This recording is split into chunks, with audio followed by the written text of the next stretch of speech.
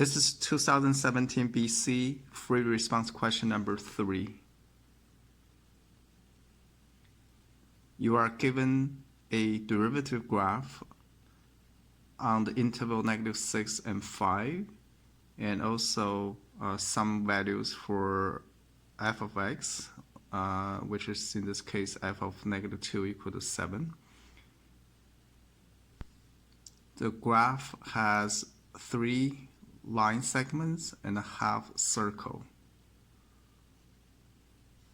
The first question is, what is the value of f of -6 and f of 5? I'm going to use the first fundamental theorems. So f of -6 should be equal to f of -2 plus the integral from -2 all the way to -6 for f prime of x. And I don't like the a is like the bigger number on the bottom. So I flip the -2 and -6. When I flip it, I have to change the sign also. So now I'm trying to find the value for this part. From -6 to -2, if you look at the graph from -6 to -2, will be just the triangle area over here. So it is 1/2 -2 minus -6, which is a +6 in this case, times the height, which is 2. And in the end, the answer is 3. By the same token, I can find the f of 5, which is equal to f of -2 plus from -2 to 5 for the integral of f prime. And for that part, let's go back to the graph. From -2 to 5 basically is half circles over here and the little triangles over here. So you will find the area for this triangle, and since it's on the bottom, so it should be a negative area in this case. Okay, so the half circle area is this, and it's a negative, and the triangle area is 1/2 2 times 3. When you simplify the expression over here, you will get 10 minus 2 pi as the answer. The second question is, on what interval is f increasing, and justify your answer. This is relatively an easy question. For the f to be increasing, the derivative has to be positive. So when you go back to the graph, it will be from here to here, the derivative, since it's a derivative graph. So this is a positive section from here to here, and from here to here. So the derivative should be positive on those two intervals. Okay, for the derivative to be positive, you have to be on the -6 and -2. Union 2 to 5. You may have to make sure that you write on the open intervals, because at the end point, the derivative is only one-sided derivative, so you can't really say positive or negative for the entire derivative at that end points. Since they are asking you the function is increasing or not, you can answer in the closed interval. So 1 point, you can't really say anything about a 1 point increasing or decreasing.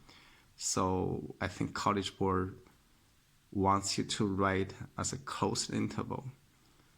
But make sure when you write the derivatives positive, you should write as the open intervals instead of closed intervals.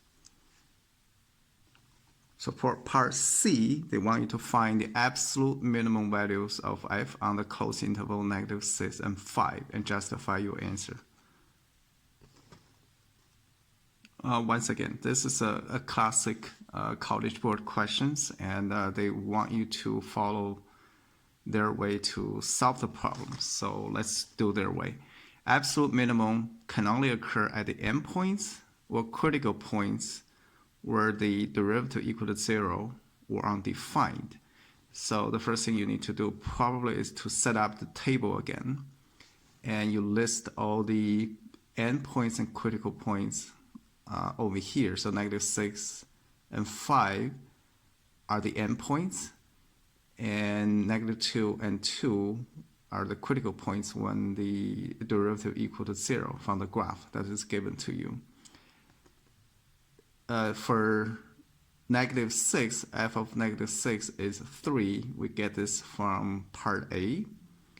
And we also get 5, when x equal to 5, f of 5 equal to 10 minus 2 pi. This is also from part A. For -2, this is given to you, in the question. For 2, you can do one more time like what we did in part A. So f of 2 equal to f of -6 plus -6 to 2 for the integral over here. And I'm not going to repeat the procedure. So you can, when you simplify, you will get 7 minus 2 pi. At this point, you can see this number is the smallest of all. And you should say f of 2 is the absolute minimum in this case, and which is equal to 7 minus 2 pi. The last question is they want you to find the f double prime at a -5 and f double prime at a 3.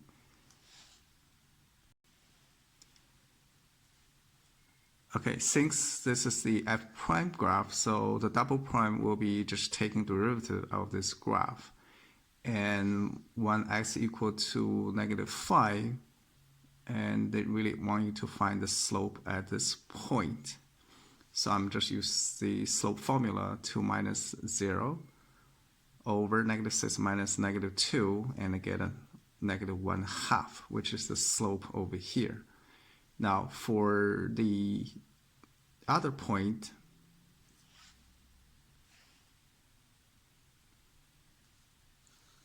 and this point is a corner, so really is the derivative doesn't exist. So you can say f double prime at 3 does not exist.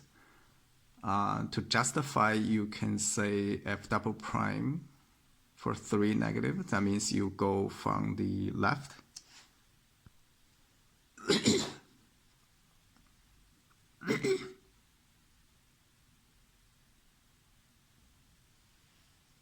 You go from the left of the 3 to 3, and which is the slope on this line, and it is 2. And if you go from the right, so 3 plus, you can see this way, so it's a -1. And those two are now the same, so you can have a derivative at a 3, double derivative at a 3. So you can say the double derivative at a 3 do not exist.